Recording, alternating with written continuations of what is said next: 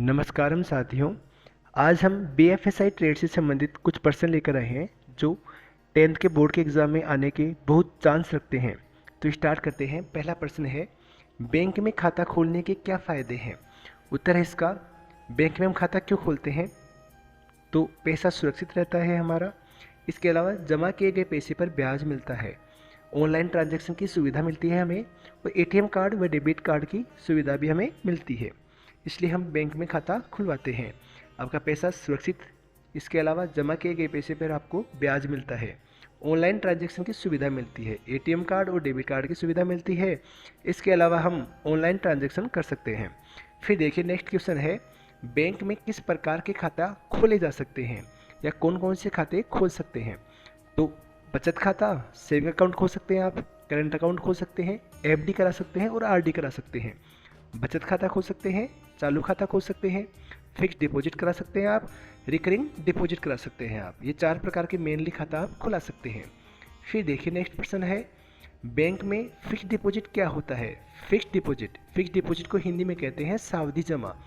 यह एक प्रकार का निवेश होता है जिसमें आप एक निश्चित समय के लिए एक मुश्त राशि जमा करते हैं और उस पर ब्याज प्राप्त करते हैं।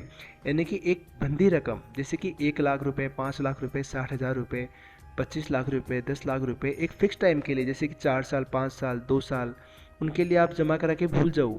फिर जब मैच्योर टाइम होगा, यानी कि आपकी जो पीरियड दे रखा है आपने, 2 साल, 5 साल, जितना भी दे रखा है, उसके बाद में आपको इंटरेस्ट के साथ मिल जाएगा।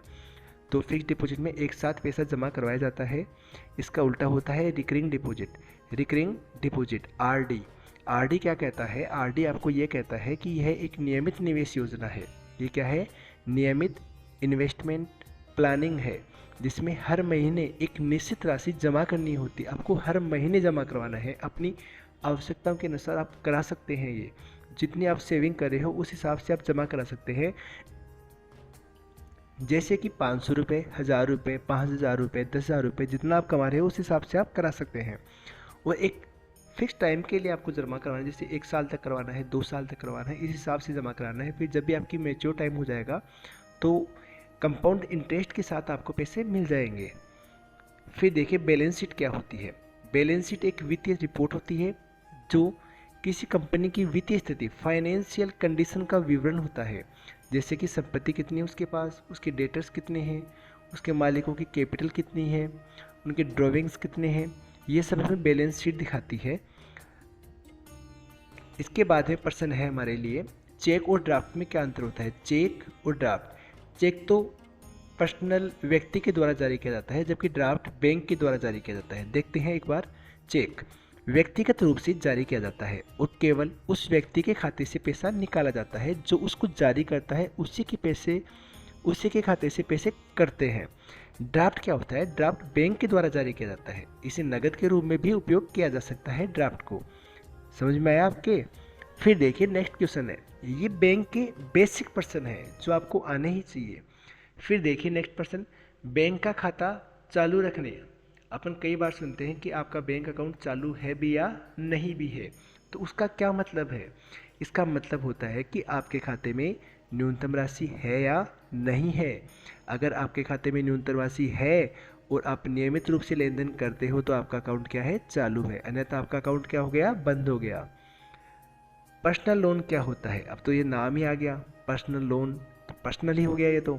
यह एक अनसिक्योर्ड लोन होता है। अनसिक्योर्ड का मतलब आप जानते हैं, पहले मैंने बताया था कि ऐसा लोन जिसके लिए आपको कोई सामान, कोई वस्तु के कागज़ आपको गिरवी नहीं रखने पड़ते हैं, वो है तो आपका अनसिक्योर्ड लोन, जिसको आप विशेष उद्देश्य के लिए लिया जाता है। जैसे कि आपको उच्च शिक्षा प्राप्त करनी है, मेडिकल एक्सपेंसेस के लिए आपको चाहिए, इसके अलावा आपको मैरिज एक्सपेंसेस के लिए, शादी के लिए चाहिए, तो आप पर्सनल लोन ले सकते हैं जो कि पूरी तरह से अनसिक्योर्ड होता है।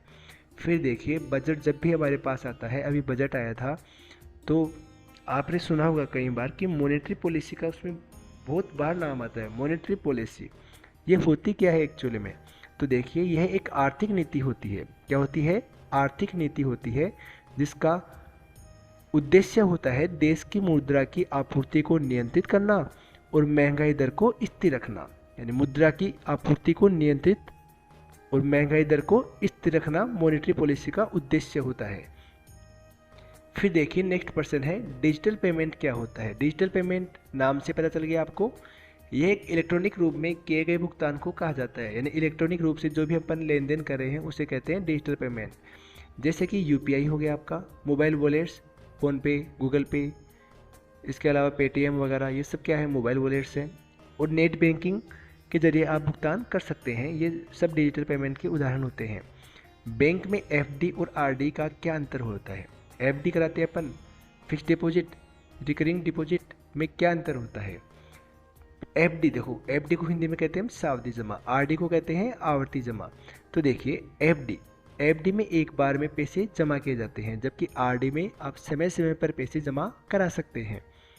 फिर देखिए सेकंड अंतर जो दे रखा है वो है एफडी में ब्याज मेजोरिटी के समय मिलता है, जबकि आरडी में 3 महीने से या मासिक आधार पर आपको ब्याज मिल सकता है, जो कंपाउंड में जुड़ करके बाद में एक साथ भी आप ले सकते हैं। फिर देखिए एफडी में न्यूनतम निवेश 7 दिन का हो सकता है, जबकि आरडी में कम से कम 6 महीने के लिए होता है। एफडी में ऑटो रिन्यूअल का विकल्प होता है, जबकि आरडी में ऑटो रिन्यूअल का विकल्प नहीं होता है, वो तो आपको वहाँ जाकर के ही रिन्यू करानी पड़ेगी। ये मेन अंतर होते हैं। मेन अंतर यही है कि एफडी में आपको एक साथ पैसा जमा कराना पड़ता है और आरडी में आप हर महीने से पैसा जमा करवा सकते हैं। फिर देखिए बैंक में अकाउंट का केवाईसी बोलते हैं हमें, कई बार आपने बहुत बार सुना है कि अकाउंट में केवाईसी कराओ, आधार की केवाईसी कराओ, पैन कार्ड की केवाईसी कराओ। ये क्या है केवाईसी, क्यों करवाते हैं हम केवाईसी। देखिए केवाईसी का फुल फॉर्म होता है नाउ यूर कस्टमर। से बैंक ग्राहकों की पहचान सत्यापित करता है, जिससे आपके साथ धोखाधड़ी ना हो, वित्तीय अपराधों से आपको बचाया जा सके। यानी कि क्यों करवाते हैं हम, हमारे साथ कोई भी किसी प्रकार के अकाउंट से संबंधित धोखाधड़ी ना हो, वह जितने भी फाइनेंशियल अपराध होते हैं उनसे हम सेफ रह सके, इसलिए हमारी केवाईसी करवाई जाती है। केवाईसी की फुल फॉर्म है नाउ यूर कस्टमर। फिर आ रहा है आपके पास नेफ्ट, NEFT। नेफ्ट क्या होता है। NEFT national electronic funds transfer, national electronic funds transfer की फुल फॉर्म है। यह एक ऑनलाइन भुगतान सेवा है जिसके माध्यम से आप किसी भी बैंक से दूसरे बैंक में पैसे भेज सकते हैं कम चार्जेस के साथ। किसी भी बैंक से दूसरे बैंक में पैसे भेजने के लिए हम नेफ्ट का प्रयोग करते हैं। इसके जैसे ही इसके समरूप होता है RTGS। RTGS क्या होता है, real time gross settlement. Real time gross settlement यह भी ऑनलाइन ट्रांजैक्शन प्रणाली है जिससे बड़ी रकम का तुरंत लेन देन किया जा सकता है। उसमें तो एक खाते से दूसरे खाते में, एक बैंक से दूसरे बैंक अकाउंट में, और RTGS हो गया आपका बड़ा लेन देन करने के लिए, लगभग 2 लाख से ऊपर अमाउंट आपको ट्रांसफ़र करनी है तो आप RTGS का प्रयोग करते हैं। फिर है IMPS। IMPS क्या होता है, इमीडिएट पेमेंट सर्विस। जल्दी से भुगतान करना आपको, एक त्वरित भुगतान प्रणाली है जो 24 घंटे 7 दिन उपलब्ध रहती है और छोटे से लेकर बड़े लेन देन की सुविधा प्रदान करती है आपको। IMPS ये आपका जल्दी से भुगतान करती है, एकदम फास्ट करती है IMPS। तो तीनों देखो एक समान ही है। नेफ्ट क्या कहता है, एक बैंक से दूसरे बैंक में पैसा भेजा जाता है। RTGS कहता है आपको कि आप 2 लाख से ऊपर जितनी भी बड़ी रकम है आप तुरंत ट्रांसफ़र कर सकते हैं। IMPS कहता है कि मैं 24 घंटे आपके लिए तैयार हूँ, 7 दिन तैयार हूँ, आपको जितनी जल्दी पैसा भुगतान करना है आप मेरा यूज कर सकते हैं। फिर देखिए बैंकिंग सेक्टर में बूम का क्या मतलब होता है, BOM। तो BOM बूम नहीं है, ये है आपका bank of Maharashtra. Bank of Maharashtra जो कि सरकारी बैंक है।